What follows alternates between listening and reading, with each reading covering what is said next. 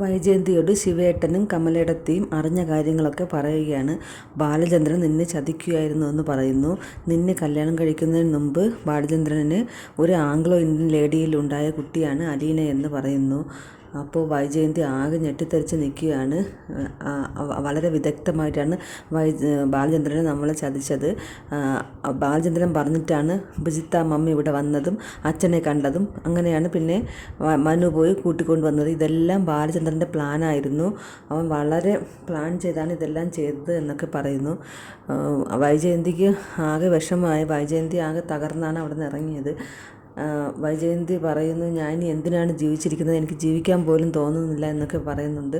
അതിനിടയ്ക്ക് അമ്മയും കൂടെ പോയി കണ്ടിട്ടാണ് ഇറങ്ങിയത്. അമ്മ പറയുന്നു, മോളെ നീ ഇത് എങ്ങനെ സഹിക്കും മോളെ, അവ എന്നാലും നിന്നോട് അത് ചെയ്തല്ലോ എന്നൊക്കെ പറഞ്ഞ് അമ്മയും വിഷമിച്ചിരിക്കുകയാണ്. വൈജയന്തി എല്ലാവരോടും യാത്ര പറഞ്ഞിട്ട് അവിടെ നിന്ന് ഇറങ്ങി. ശിവേട്ടൻ പറഞ്ഞു, നീ മക്കളെക്കുറിച്ച് ഓർക്കണം, മക്കളെ ഓർക്കാൻ നീ ഒരു കാര്യം എടുത്തു ചാടി ചെയ്യരുത്. തല്ലാനും കൊല്ലാനും ഒക്കെ എളുപ്പമാണ്, പിന്നീടുള്ള വരുന്ന കാര്യങ്ങളെല്ലാം കൂടി ആലോചിച്ച് വേണം ചെയ്യാൻ. നീ എങ്ങനെയെങ്കിലും നീ ഇതിനെ ഒന്ന് അതിജീവിച്ച് പോകണം, നീ മക്കളെ ഓർത്ത് നീ എല്ലാം ക്ഷമിക്കണം എന്നൊക്കെയാണ് ശിവേട്ടൻ പറയുന്നത്. വൈജയന്തി അവിടെ നിന്ന് ആകെ തകർന്നാണ് ഇറങ്ങിപ്പോയത്. കാർ ഓടിച്ച് പോകുമ്പോൾ അവൾ അതിനെക്കുറിച്ച് ആലോചിച്ച് അവൻ പൊട്ടിക്കരയുന്നുണ്ട് വൈജയന്തി. എന്നാലും തനിക്ക് ഈ ചതി പറ്റിയല്ലോ എന്നൊക്കെ ഓർത്തിട്ട് അവൾ കരയുകയാണ്. വൈജയന്തി വീട്ടിലെത്തി. ബബിതയാണ് വന്ന് വാതിൽ തുറന്നു കൊടുത്തത്. ബാലചന്ദ്രൻ എവിടെയെന്ന് ചോദിച്ചപ്പോൾ അച്ഛൻ പുറത്തു പോയെന്ന് ബബിത പറഞ്ഞു. അടുത്ത അലീനയെ ചോദിച്ചപ്പോൾ അലീന അവിടെ ഉണ്ടെന്ന് പറഞ്ഞു. അലീനയെ കാണാൻ പോവുകയാണ്. എന്നിട്ട് അലീനയെ ചോദ്യം ചെയ്യുന്നു. നിനക്കറിയാമായിരുന്നില്ല നിൻ്റെ അച്ഛനും അമ്മയും ആരാണെന്നൊക്കെ നിനക്കറിയാമായിരുന്നില്ല എന്നൊക്കെ ചോദിക്കുന്നു. ബാലചന്ദ്രൻ നീ ഇതിനു മുമ്പ് കണ്ടിട്ടില്ലേ എന്ന് ചോദിച്ചപ്പോൾ അലീന പറഞ്ഞു, ഇല്ല കണ്ടിട്ടില്ല, സ്നേഹനികേതൻ വെച്ചിട്ടാണ് ഞാൻ അച്ഛനെ ആദ്യമായിട്ട് കണ്ടതെന്നൊക്കെ പറയുന്നു.